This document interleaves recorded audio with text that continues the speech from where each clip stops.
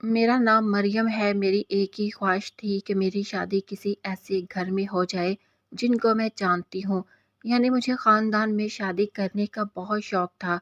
मैं हमेशा यही सोचती थी कि अपने ही लोगों में रिश्ता हो तो ज़िंदगी आसान रहती है। चेहरे जाने पहचाने होते हैं, आदतें मालूम होती हैं और दिल को भी एक इत्मीनान होता है। लेकिन किस्मत इंसान के साथ हमेशा उल्टा खेल खेलती है।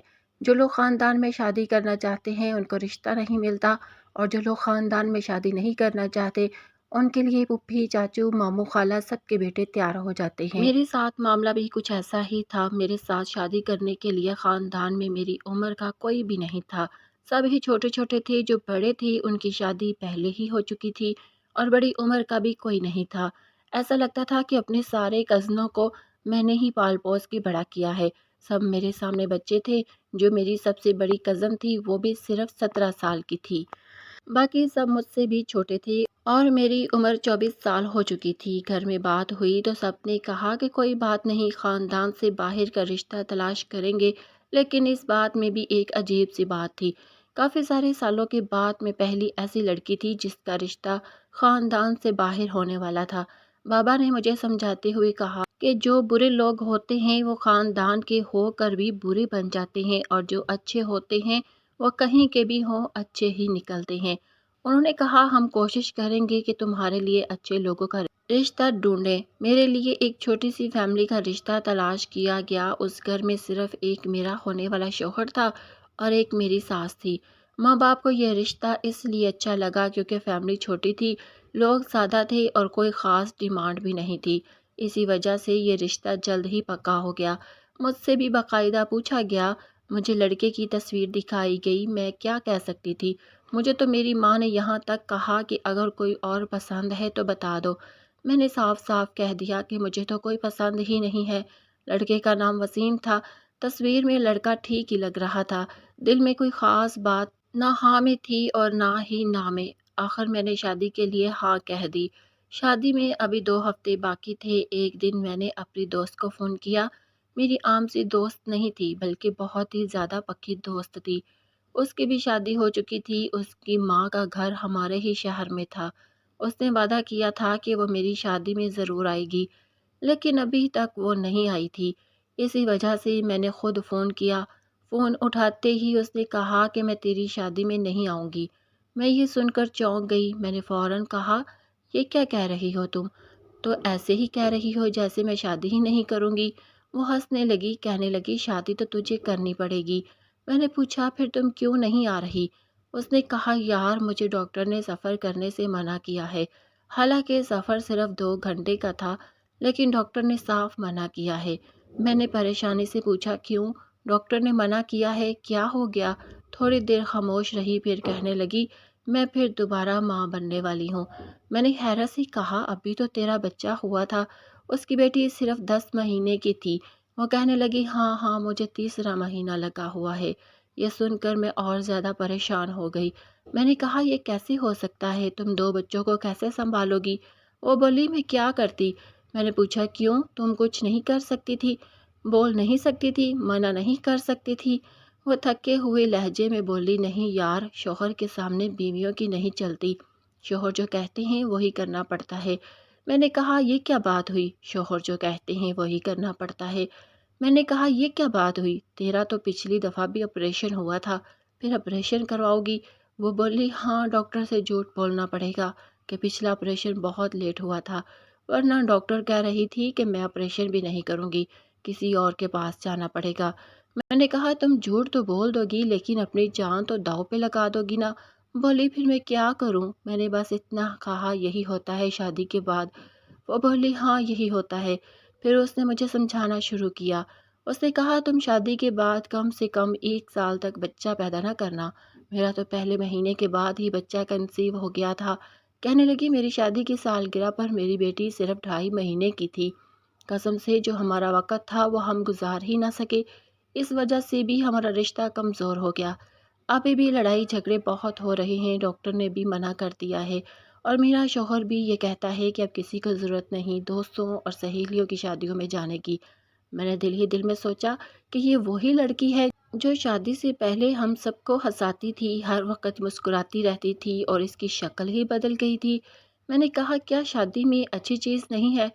بولی نہیں یار، شادی بری چیز نہیں ہے، میاں بیوی کا وقت بہت اچھا بھی ہوتا ہے کیونکہ اللہ نے ہمیں جوڑوں میں پیدا کیا ہے۔ ہم جب اپنے جوڑوں کے ساتھ زندگی شروع کرتے ہیں بہت اچھا وقت بھی گزرتا ہے، لیکن وقت سے پہلے بچہ پیدا کرنا، ایک بچے کے ہوتے ہوئے دوسرا بچہ پیدا کرنا سب سے بڑی غلطی ہے۔ اس نے کہا آج کل کی ماں وہ نہیں رہی جو ایک وقت میں 10 بچے پال لیتی تھی اور گھر بھی سنبھال لیتی تھی۔ ہمارے اندر اتنی ہمت نہیں، اوپر پھر آپریشن ہو جائے تو ویسے ہی ہمت ختم ہو جاتی ہے۔ نارمل ڈلیوری والی کی ہماری جیسی حالت نہیں ہوتی۔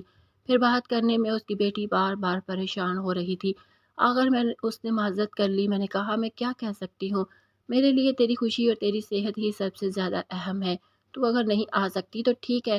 فون بند ہونے کے بعد مجھے اس بات کا بہت افسوس ہوا کہ وہ نہیں آ رہی، لیکن اس کی باتیں میرے دل میں بیٹھ گئی۔ میں نے اسی وقت سوچ لیا کہ میں شادی کے بعد 1.5 سال تک بچہ پیدا نہیں کروں گی۔ ویسے بھی میری شادی غیروں میں ہو رہی ہے، مجھے اتنی جلدی بچہ پیدا نہیں کرنا چاہیے۔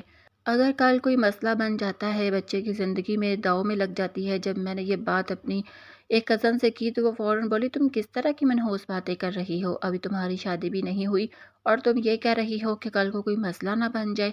اچھا سوچو، اچھا ہی ہوگا۔ شادی کا پہلا دن اور پہلی رات میرے لیے بہت ہی زیادہ اہم تھی۔ اسی دن مجھے یہ اندازہ ہونا تھا کہ میرا شوہر کس قسم کا انسان ہے۔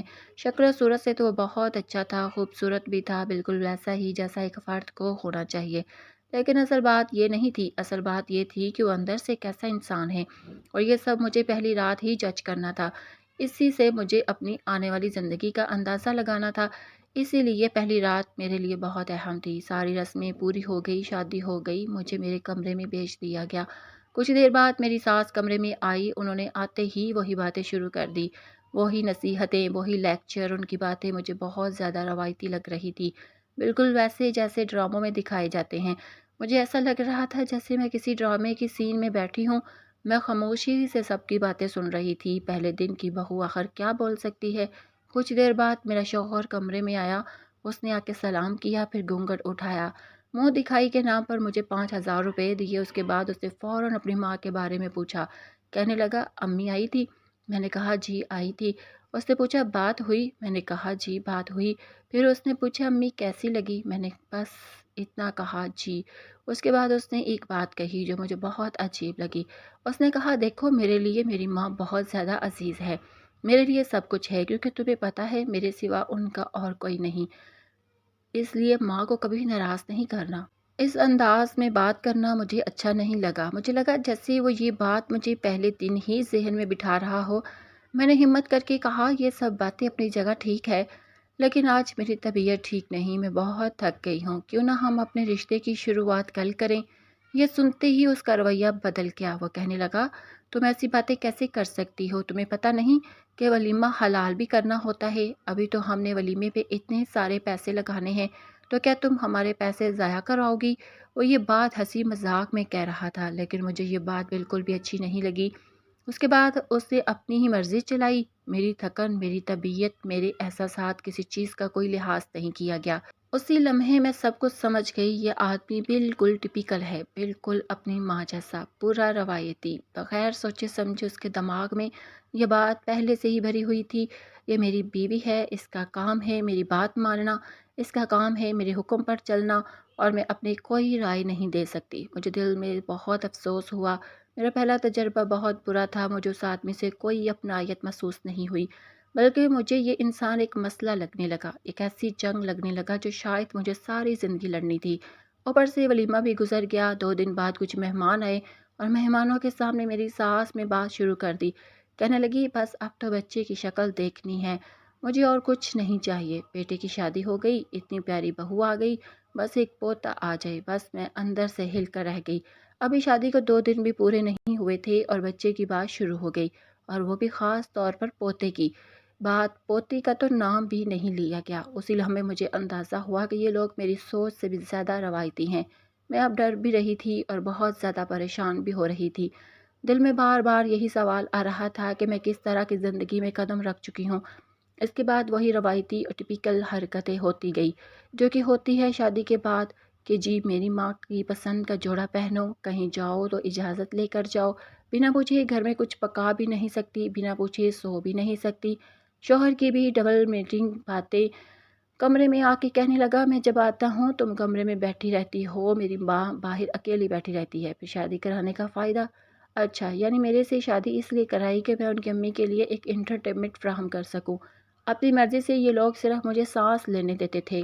ایک دن میرے شوہر نے یہاں تک بھی کہہ دیا کہ تم ذرا آہستہ بولا کرو، تم تھوڑا زور سے بولتی ہو۔ یعنی میری آواز سے بھی ان کو مسئلہ ہو رہا تھا۔ محبت نام کی تو کوئی چیز تھی ہی نہیں، بس پورا دن وہ مصروف رہتا تھا اپنے کاموں میں اور فیس بک، دوستوں یا پھر اپنی ماں کے پاس آ کے بیٹھ جاتا۔ جب رات ہوتی تھی تو اسے یہ بات یاد آ جاتی کہ میں اس کی بیوی ہوں۔ ایک دن تو یہ بھی کہنے لگا کہ 1 مہینہ ہو گیا ابھی تک اولاد کی خوشخبری نہیں سنائی۔ امی بھی پریشان ہو رہی تھی۔ میں نے کہا 1 مہینے سے پہلے اگر اولاد ہی خوشخبری سنا دیتے تو امی زیادہ پریشان نہیں ہو جاتی؟ کہنے لگا کیا مطلب؟ میں نے کہا اتنی جلدی اگر میں اولاد کی خوشخبری سناتی تو لوگ تو یہی کہتے کہ یہ اولاد پیچھے سے لے کر آئی ہے۔ میرے شوہر نے کہا کیسی فضول باتیں کر رہی ہو، آج کل تو لڑکیاں پہلے مہینے میں ہی خوشخبری سنا دیتی ہیں۔ میں نے کہا پھر سوچنے والی بات یہ ہے کیونکہ پہلا مہینہ تو بھی پوری طرح گزرا بھی نہیں، ہماری شادی کو ابھی تو صرف 24 دن ہوئے ہیں۔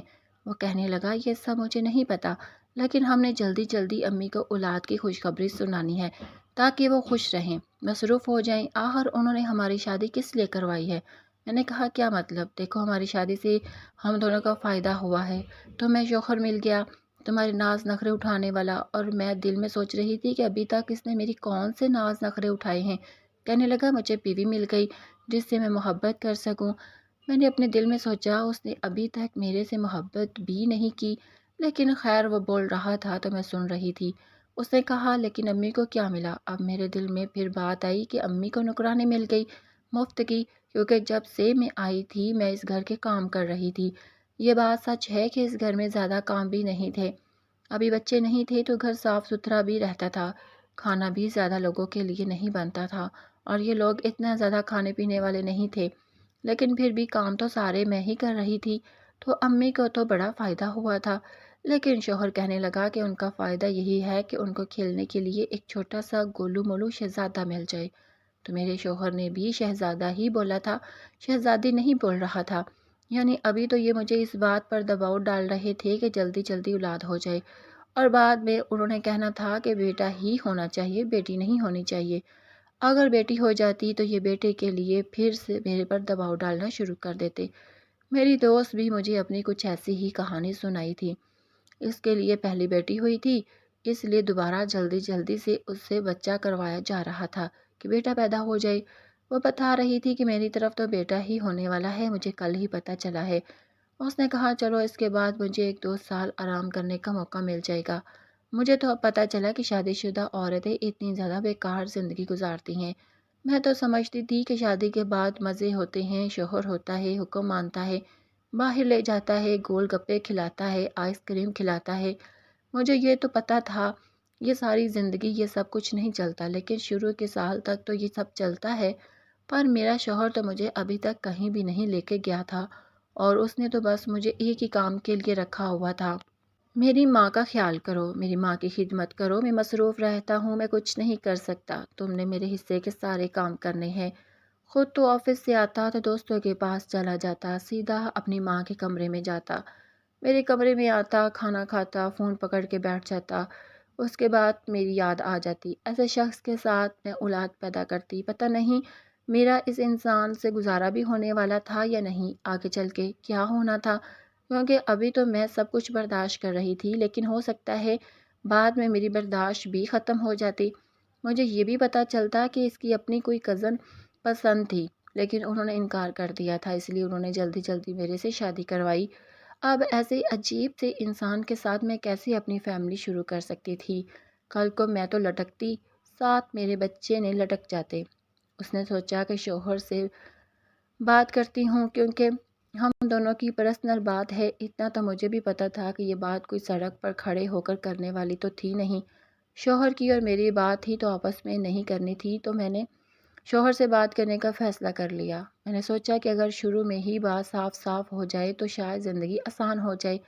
ایک دن میں نے اسے بہت پیار سے سمجھایا۔ میں نے کہا ابھی ہماری شادی ہوئی ہے، میں چاہتی ہوں کہ ہم کم از کم 1 سال تک بچہ پیدا نہ کریں۔ میں چاہتی ہوں کہ ہم فیملی پلاننگ کریں، ایک دوسرے کو سمجھیں۔ جیسے ہی میں نے یہ الفاظ کہا تو اس کا رویہ فوراً بدل گیا۔ اس نے کہا تمہیں پتہ ہے کہ یہ کیا ہوتا ہے؟ اس نے کہا فیملی پلاننگ گناہ ہے، یہ اللہ کے کاموں میں مداخلت ہے۔ پھر اس نے مجھے اسلام کی مثالیں دینا شروع کر دی۔ مجھے یہ سب بہت عجیب لگا کیونکہ میں نے آج تک اسے نماز پڑھنے نہیں دیکھا تھا۔ اس نے کبھی جمعے کی نماز بھی ادا نہیں کی تھی اور کہنے لگا شادی کا مقصد ہی اولاد پیدا کرنا ہوتا ہے تاکہ خاندانی نظام چلتا رہے، خاندان کو سپورٹ ملے۔ اس وقت مجھے بات بہت چپ کر گئی کیونکہ جہاں اس کو سلام یاد آ رہا تھا اس کو یہ یاد نہ آیا کہ وہ اپنی ماں کی خدمت مجھ سے زبردستی نہیں کروا سکتا۔ لیکن یہ بات اس کو اچھی طرح یاد تھی کہ بچہ اسے مجھ سے ہی پیدا کروانا ہے اور وہ بھی جلدی جلدی۔ میں نے پھر بھی پیار سے بات کرنے کی کوشش کی۔ میں نے کہا میں نے اولاد سے انکار تو نہیں کیا، صرف اتنا چاہتی ہوں کہ 1 سال تک رک جائے۔ اس نے فوراً کہا کہ بچہ پیدا نہیں کرو گی تو کیا کرو گی؟ میں نے کہا اس کا کیا مطلب ہے؟ میں آپ کے ساتھ وقت گزاروں گی، میں بچہ پیدا نہ کر کے کہیں بھاگ تو نہیں جانا چاہتی، میں آپ کے ساتھ زندگی گزارنا چاہتی ہوں۔ اس نے کہا میرے ساتھ تم وقت گزارو گی نہیں بلکہ وقت ضائع کرو گی، اگر اتنے میں بچہ پیدا ہو جائے گا تو یہ کام نکل جائے گا، اس کے بعد تم بچے کو سنبھالتی رہنا، اسی میں تمہارا بھی وقت گزر جائے گا۔ اس کی یہ بات سن کے مجھے اندازہ ہو گیا اس انسان کے اندر جذبات نام کی کوئی چیز نہیں ہے، اس کے لیے رشتہ صرف ایک ذمہ داری ہی تھی، ایک مشین کی طرح کا بندھن۔ میں نے اسے بات کر کے دیکھ لی لیکن مجھے ایسے لگا جیسے میں نے بھینس کے آگے بین بجائی ہو۔ اس کو اس بات سے کوئی فرق نہیں پڑا کہ میں کیا کہہ رہی ہوں۔ خیر اس نے یہ بات فوراً اپنی ماں کو بتا دی۔ اگلے دن وہ خود دفتر چلا گیا۔ اس کے بعد میری ساس نے مجھے الگ سے بٹھا کے لیکچر دیا۔ انہوں نے لمبا چوڑا لیکچر دیا۔ وہ کہنے لگی آج کل تو مرد ہاتھ سے نکل جاتے ہیں، اگر اولاد نہ ہو تو مرد اور کو چھوڑ دیتا ہے، اور تم تو اتنی خوبصورت بھی نہیں ہو کہ کوئی تم پہ مر مٹے، یہ تو تمہیں چھوڑ دے گا۔ وہ بڑا عاشق مزاج ہے۔ انہوں نے کہا بچہ پیدا ہو جائے گا تو تمہارے پاؤں مضبوط ہو جائیں گے، پھر تمہاری حیثیت بن جائے گی۔ انہوں نے یہ بھی کہا کہ اگر تم بچہ پیدا نہیں کرو گی تو آخر کرو گی کیا؟ نہ تم اتنی پڑھی لکھی ہو کہ کوئی اچھی نوکری مل جائے، اور ہم ویسے بھی اپنی بہو سے نوکری نہیں کرواتے۔ ان کی باتوں میں میٹھے میٹھے طعنے بھی تھے اور ڈرنے والی باتیں بھی، اور وہی پرانی روایتی سوچ بھی تھی۔ میں خاموشی سے سب سنتی رہی، لیکن اس دن میرے دل میں ایک بات بالکل صاف ہو گئی۔ میں نے سوچ لیا کہ ان لوگوں سے بات کرنے کا کوئی فائدہ نہیں ہے، نہ شوہر سمجھنے والا ہے اور نہ ساس۔ اگر مجھے اپنی زندگی بچانی ہے تو مجھے خود ہی کچھ کرنا پڑے گا، خود ہی سوچنا پڑے گا، کیونکہ اس معاشرے میں عورت کی بات سننے والا کوئی نہیں ہوتا۔ یہاں عورت کو صرف ایک ذمہ داری سمجھا جاتا ہے، ایک مشین جو ہو سب کے حکم پر چلتی رہے۔ میں نے یہی سوچا کہ یہ بات کسی کو نہ بتاؤں، گھر کی بات ہے تو گھر میں ہی رہے۔ میں نے کسی سے کوئی مشورہ نہیں کیا، اپنی ماں کو بھی نہیں بتایا، کسی اور کو۔ ایک دن میں خاموشی سے بازار گئی، دل بہت بوجھل تھا لیکن میں نے ہمت کی۔ میں نے جا کے وہ دوائی خرید لی جو اس مقصد کے لیے کھائی جاتی ہے۔ کسی نے نہیں پوچھا، کسی کو خبر نہیں ہوئی، میں نے دوائی کھانی شروع کر دی۔ شروع کے 2 مہینے بہت سکون سے گزر گئے۔ میرے دل میں ایک عجیب سا اطمینان تھا، کم از کم مجھے یہ تسلی تھی کہ ابھی میں ماں نہیں بن رہی، میں خود کو سنبھال سکتی ہوں، اپنے شوہر کو سمجھنے کی کوشش کر سکتی ہوں، اپنے آپ کو اس نئے ماحول کے مطابق ڈھال سکتی ہوں۔ لیکن یہ سکون زیادہ دیر کا نہیں تھا کیونکہ جب حمل نہ ٹھہرا تو میری شوہر کی پریشانی شروع ہو گئی۔ وہ بات بات پہ سوال کرنے لگا، کبھی خاموش ہو جاتا اور کبھی عجیب سی نظروں سے مجھے دیکھتا جیسے میں نے کوئی بہت بڑا قصور کر دیا ہو۔ میری ساس تو پہلے ہی دانت میں بیٹھی تھی، اب اس کو باتیں کرنے کا پورا موقع مل گیا۔ وہ دن میں کئی بار مجھے سنانے لگی، کبھی طنز میں اور کبھی ڈر کے انداز میں۔ انہوں نے میرے شوہر کو ایک دن یہ تک کہہ دیا کہ 3 مہینے ہو گئے ہیں، ایسے ہی 3 سال بھی ہو جائیں گے، اور پھر ایک دن خبر میں لے کر یہ بچہ پیدا نہیں کر سکتی، اس دن تیری زندگی برباد ہو جائے گی۔ میں اس سب سن کر اندر سے کانپ گئی۔ مجھے یقین نہیں آ رہا تھا کہ یہ لوگ اتنے جلد باز بھی ہو سکتے ہیں۔ ابھی شادی کو چند مہینے ہوئے تھے اور انہوں نے 3 سال اور ساری زندگی کے فیصلے ابھی سے کرنا شروع کر دیے۔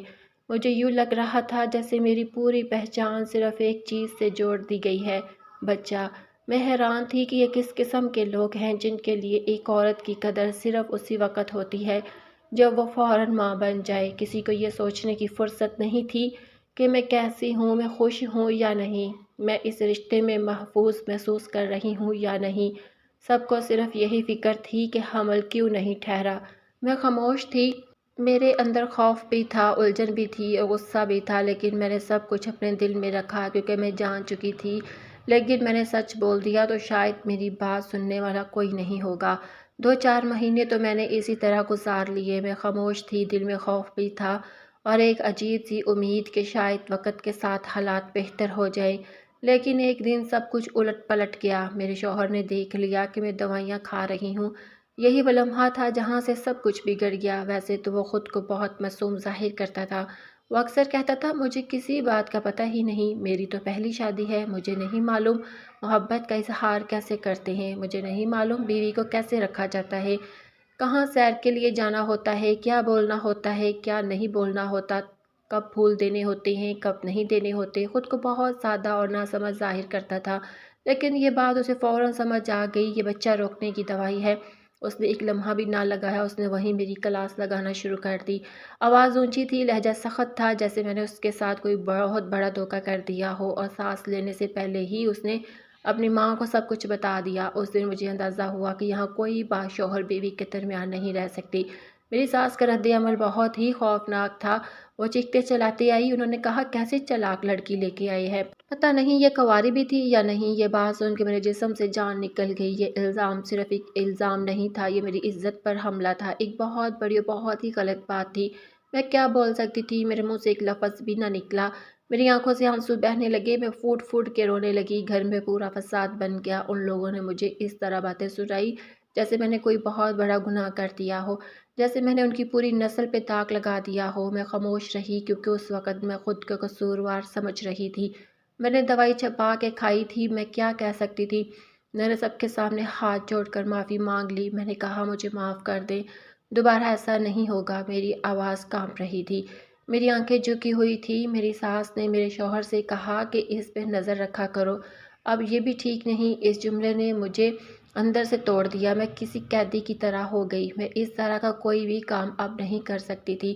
مجھے لگ رہا تھا کہ میری ہر سانس پر نظر رکھی جا رہی ہے اور مجھے یہ بھی صاف صاف محسوس ہو رہا تھا کہ مجھے اگلے ہی مہینے میں حاملہ ہونا تھا، کیونکہ میرا شوہر اب غصے میں آ چکا تھا۔ اب یہ معاملہ محبت کا نہیں رہا تھا، یہ انا کا مسئلہ بن چکا تھا، طاقت کا کھیل بن چکا تھا، اور اس کھیل میں میں بہت کمزور تھی۔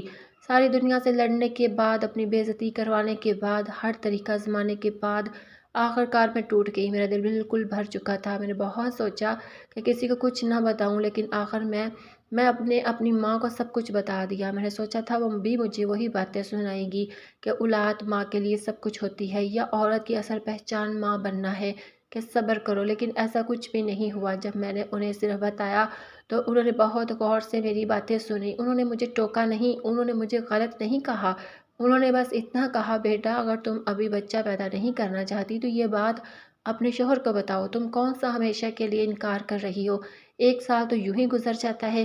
میں نے انہیں بتایا کہ میں نے سب کچھ کر کے دیکھ لیا ہے، پیار سے سمجھایا، روک کے دیکھا، چپ رہ کے دیکھا، لیکن کسی نے میری ایک نہ سنی۔ تب انہوں نے کہا دوائیوں کا تو اسے کسی نہ کسی دن پتہ چل ہی جاتا۔ پھر انہوں نے مجھے ایک دیسی طریقے کے بارے میں بتایا۔ میں نے حیرت سے پوچھا کیسا دیسی طریقہ؟ انہوں نے مجھے پھٹکری کا ایک ٹکڑا دیا اور کہا یہ تمہارے کام آئے گا۔ میں نے گھبرا کے کہا واقعی؟ انہوں نے کہا اور کیا، پہلے زمانے میں تھوڑی گولیاں ہوتی تھی کہ ہر عورت ہر سال بچہ پیدا کرتی تھی، یہ بہت پرانا اور کام کا طریقہ ہے۔ جب انہوں نے مجھے اس کا طریقہ بتایا تو میں تھوڑا ڈر گئی، مجھے وہ طریقہ بہت عجیب لگا۔ میں نے کہا امی یہ تو بہت بڑا عجیب سا ہے۔ انہوں نے کہا یہی راستہ ہے اور فائدہ ضرور ہوگا۔ ان کے لہجے میں یقین تھا، ماں کا یقین۔ جب میں نے اپنے شوہر کی باقی حرکتوں کے بارے میں بتایا تو وہ سن کے خاموش ہو گئی۔ پھر انہوں نے کہا تم بالکل صحیح سوچ رہی ہو، غیروں میں رشتہ کیا ہے، اتنی جلدی اولاد نہیں پیدا کرنی چاہیے، 1-2 سال دیکھو یہ کیسا انسان ہے، اس کے رویے کیا ہے، یہ کیا کرتا ہے۔ میں نے ان کی بات مان لی۔ میں نے فیصلہ کر لیا کہ میں اپنی ماں کے مشورے پر عمل کروں گی۔ دل میں ایک عجیب سا خوف بھی تھا، یہ ڈر بھی تھا کہ کہیں کسی کو پتہ نہ چل جائے، لیکن امی نے جو طریقہ بتایا وہ واقعی کامیاب رہا۔ پورا مہینہ بہت سکون سے گزر گیا، میرا دل ہلکا ہو گیا۔ یہ الگ بات تھی کہ میرا شوہر اور میری ساس کے کہنے لگے کہ گولیاں کھا کھا کے اس نے اپنا نظام خراب کر لیا، لیکن مجھے پتہ تھا کہ ایسا کچھ بھی نہیں۔ اس بات پہ میرے دل میں ایک عجیب سی خوشی تھی، کم از کم ابھی کے لیے میں محفوظ تھی۔ ساری دنیا سے لڑنے کے بعد، اپنی بے عزتی کروانے کے بعد، ہر طریقہ آزمانے کے بعد آخرکار میں ٹوٹ گئی۔ میرا دل بالکل بھر چکا تھا۔ میں نے بہت سوچا کہ کسی کو کچھ نہ بتاؤں، لیکن آخر میں نے اپنی ماں کو سب کچھ بتا دیا۔ میں نے سوچا تھا کہ وہ بھی مجھے باتیں سنائے گی۔ امی نے مجھے یہ تو بتایا تھا کہ اس طریقے سے بچے نہیں ہوں گے، لیکن شاید امی کو یہ اندازہ نہیں تھا کہ زیادہ عرصے تک اس طریقوں کو استعمال کرنا میرے لیے نقصان دہ بھی ہو سکتا ہے۔ اس وقت مجھے صرف یہ لگ رہا تھا کہ یہ طریقہ محفوظ ہے۔ سب سے بڑی بات یہ تھی کہ اگر کوئی دیکھ بھی لیتا کہ میرے پاس پھٹکری رکھی ہے تو میں آسانی سے کہہ سکتی تھی کہ میں نے کسی اور کام کے لیے رکھی ہے۔ کسی کو شک نہیں ہوتا تھا۔ اسی اطمینان میں خوشی تھی۔ وقت خاموشی سے گزرتا رہا تھا اور اسی طرح 1.5 سال پورے ہو گئے۔ 1.5 سال گزرنے کے بعد ایک دن میری دنیا الٹ گئی۔ مجھے پتا چلا کہ میرے شوہر کا کسی اور عورت کے ساتھ چکر چل رہا ہے۔ یہ بات سن کے میرے پاؤں کے نیچے سے زمین نکل گئی۔ میں نے خود کو سنبھالا اور اس وجہ پوچھی۔ اسے بالکل لاپرواہی سے کہا، تمہارے ہاں تو بچے نہیں ہو سکتے؟ تو ظاہر ہے میں نے کچھ نہ کچھ تو سوچنا تھا۔ میں گھبرا گئی۔ میں نے فوراً کہا کہ کس نے کہا بچے نہیں ہو سکتے؟ اس نے کہا 1.5 سال سے تم نے کوئی خوشخبری نہیں سنائی، اس کا اور کیا مطلب ہوتا ہے؟ اس کی بات ہے سن کے میرا دل زور زور سے دھڑکنے لگا۔ میں نے جلدی سے کہا ایسی بات نہیں ہے، فیملی پلاننگ نام کی بھی تو کوئی چیز ہوتی ہے۔ اسے فوراً جواب دیا، ہم کون سی فیملی پلاننگ کر رہے ہیں؟ میری ماں سب انتظار نہیں ہو رہا۔ میں نے اسے سمجھانے کی کوشش کی۔ میں نے کہا پریشان نہ ہو، آپ یہ سب چھوڑ دیں، میں آپ کو بچہ پیدا کر کے دوں گی۔ اس نے غصے سے کہا پھر 1.5 سال سے کیوں نہیں پیدا کر کے دیا؟ میں نے کہا 1.5 سال کو بہت زیادہ وقت نہیں ہوتا، اللہ سے دعا کریں گے سب ٹھیک ہو جائے گا۔ اس نے کہا وہ روز اللہ سے دعا کرتا ہے۔ اس وقت میں بہت زیادہ پریشان ہو گئی۔ میں نے ایک لمحہ سوچا اور پھر ایک فیصلہ کر لیا۔ میں نے کہا مجھے 6 مہینے کا وقت دے دیں، اگرچہ 6 مہینے میں خوشخبری نہ ہوئی تو آپ دوسری شادی کر لینا۔ میرے دل میں پورا یقین تھا کہ جیسے ہی میں پھٹکری استعمال کرنا چھوڑوں گی حمل ٹھہر جائے گا۔ اسی یقین کے ساتھ میں نے 6 مہینے والا چیلنج لے لیا۔ اس سے پہلے ہمارا بہت بڑا جھگڑا ہوا، باتیں تلخ ہو گئی، ہم دونوں طرف انا آ گئی۔ آخر میں اس نے بھی یہ چیلنج قبول کر لیا اور میں نے بھی، لیکن میں نے اپنی شرط بھی رکھی۔ میں نے کہا اگر 6 مہینے کے اندر خوشخبری ہو گئی تو پھر آپ کو میری ہر بات ماننی ہوگی، پھر آپ نے کبھی کسی اور لڑکی کی طرف نہیں دیکھنا اور نہ ہی دوسری شادی کا سوچنا ہے۔ اس نے ہنستے ہوئے کہا میں تمہارا غلام بن کے رہوں گا، بس 6 مہینے کے اندر یہ خوشخبری سناؤ کہ تم ماں بننے والی ہو۔ بچہ تو ظاہر ہے 9 مہینے میں پیدا ہوتا ہے، مجھے بس یہ سننا ہے۔ میں نے دل ہی دل میں شکر ادا کیا اور بڑی خوشی سے یہ چیلنج قبول کر لیا۔ اسے یہ بھی صاف کہا کہ اگر 6 مہینے ختم ہونے سے پہلے تم یہ خوشخبری نہ سنا سکی تو پھر میں اسی لڑکی سے شادی کر لوں گا جس کے ساتھ آج کل میری بات چیت چل رہی ہے۔ میں نے کہا ٹھیک ہے۔ اب ہم دونوں کے درمیان یہ بات طے ہو چکی تھی۔ مجھے پورا یقین تھا کہ جب میں پھٹکری چھوڑوں گی تو 10-15 دن کے اندر ہی خوشخبری سنا دوں گی۔ اس یقین کی وجہ سے مجھے لگ رہا تھا میں پہلے ہی جیت چکی ہوں۔ میں دل ہی دل میں یہ بھی سوچ رہی تھی کہ اب یہ آدمی میرے قابو میں آ جائے گا، کیونکہ میرے شوہر کی ایک بات واقعی اچھی تھی اور جو بول دیتا تھا وہ کرتا ضرور تھا۔ میں نے اس چیلنج کے بارے میں کسی کو بھی نہیں بتایا۔ مجھے ڈر تھا کہ اگر کسی کو پتہ چل گیا تو لوگ یہی کہیں گے کہ ہم نے شادی کو مذاق بنا رکھا ہے۔ یہ بات صرف میرے اور میرے شوہر کے درمیان طے ہوئی تھی۔ میں دل ہی دل میں یہی سوچتی رہی کہ جو بھی ہو ہم دونوں کے بیچ رہے، لیکن میرے شوہر نے اگلے ہی دن میری ماں سے بات کر لی۔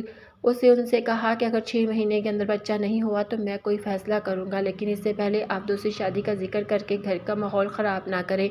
میری ماں خاموش رہی۔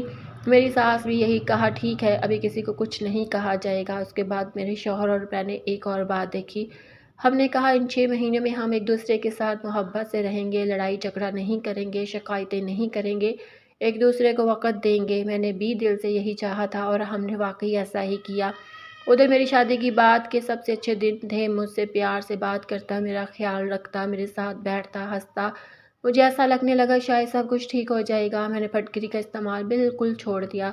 میں پورے یقین کے ساتھ انتظار کرنے لگی۔ مجھے لگ رہا تھا کہ بس چند دنوں کی بات ہے، لیکن 2 مہینے گزر گئے، پھر تیسرا مہینہ بھی گزر گیا۔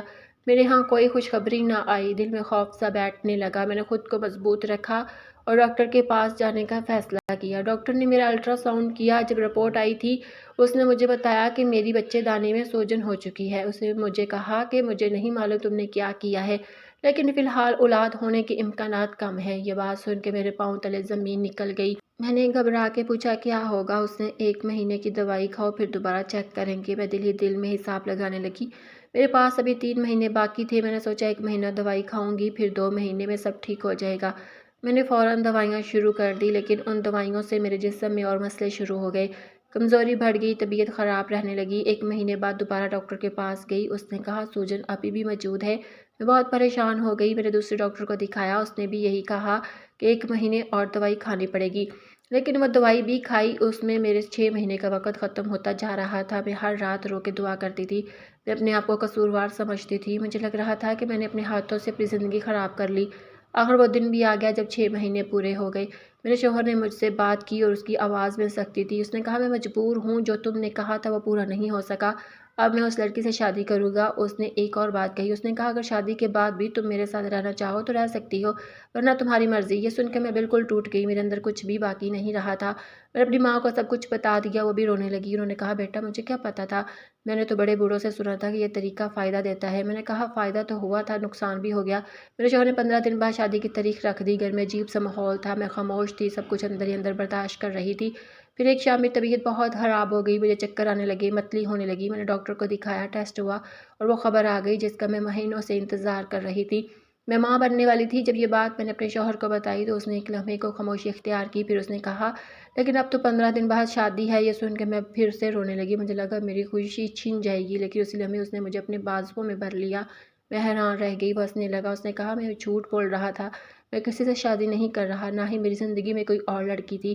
مجھے تمہارے راز کے بارے میں پہلے ہی پتہ چل گیا تھا، میں سب تمہیں سبق سکھانے کے لیے کر رہا تھا۔ یہ سن کے میں اس کے قدموں میں گر گئی، میں رو رہی تھی۔ میں نے کہا مجھے معاف کر دو۔ اس نے مجھے اٹھایا اور کہا آئندہ اس طرح کی الٹی سیدھی حرکتیں مت کرنا۔ یہ سچ ہے کہ جب تم نے اس سے بات کی تھی تو میں نے انکار کر دیا تھا، لیکن اگر تمہیں اتنا زیادہ مسئلہ تھا تو تم مجھ سے دوبارہ بات کر سکتی تھی، شاید میں سمجھ جاتا، شاید نہ بھی سمجھتا، لیکن تم نے اپنے آپ کو تکلیف میں ڈال دیا۔ اس نے کہا تم مجھے اچھی لگتی ہو، میں دوسری مصیبت نہیں پال سکتا، تم ایک ہی کافی ہو۔ اور ہنس رہا تھا اور میری آنکھوں میں آنسو تھے، لیکن یہ آنسو خوشی کے تھے۔ میں نے اس کا شکریہ ادا کیا، میں نے دل سے مانا کہ اس نے مجھے جو سبق سکھایا اور شاید میرے لیے ضروری تھا، اس کے بعد اللہ نے کرم کیا، میرے ہاں بیٹا پیدا ہوا، میرے سسرال میں خوشی آ گئی، میری ساس بھی بدل گئی، میرا شوہر بھی پہلے سے بہتر ہو گیا، ہماری زندگی میں سکون آ گیا۔ آج جب میں پیچھے مڑ کر دیکھتی ہوں تو مجھے لگتا ہے کہ میں نے بہت کچھ سیکھا۔ یہ سفر آسان نہیں تھا، لیکن آج میں مطمئن ہوں، اب سب کچھ ٹھیک ہے۔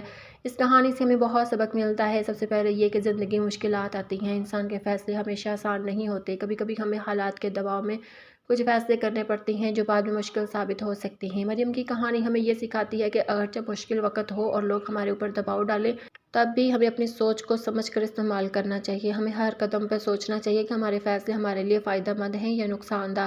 اپنے حقوق اور اپنی مرضی کی حفاظت کرنا بہت ضروری ہے۔ مریم نے اپنی شادی میں اپنی رائے اور اپنی خواہش کا تحفظ کیا۔ اس نے صرف دوسروں کی مرضی دباؤ کے تحت عمل نہیں کیا۔ یہ ہمیں یہ سکھاتا ہے کہ کسی بھی تعلق میں اپنی رائے کا احترام ضروری ہے۔ اگر ہمیشہ دوسرے کے کہنے پر عمل کریں گے تو ہمارا اعتماد کمزور ہو جائے گا اور ہم اپنی زندگی کے فیصلے اپنے ہاتھ سے نہیں کر پائیں گے۔ کسی بھی مشکل کام یا مسئلے میں والدین یا معتبر لوگوں سے مشورہ لینا فائدہ مند ہوتا ہے۔ مریم نے اپنی ماں سے بات کی اور ماں نے اسے محفوظ اور صحیح طریقہ بتایا، لیکن ماں نے بھی واضح کر دیا کہ ہر طریقے کے اپنے نتائج ہوتے ہیں۔ یہ ہمیں یہ سکھاتا ہے کہ کسی بھی معاملے میں مشورہ ضرور لینا چاہیے، لیکن ہر مشورے کو سمجھ کر اور سوچ کے اپنانا چاہیے۔ الٹے سیدھے ٹوٹکے بغیر معلومات کے دوائیاں یا طریقہ استعمال کرنا خطرناک ہو سکتا ہے۔ مریم نے پھٹکری کا استعمال ماں کے مشورے سے کیا اور اس کے ساتھ محتاط بھی رہی، لیکن اگر بغیر سوچے سمجھے یا کسی غیر محفوظ طریقے سے کچھ کر لیا جاتا تو نقصان بھی ہو سکتا تھا۔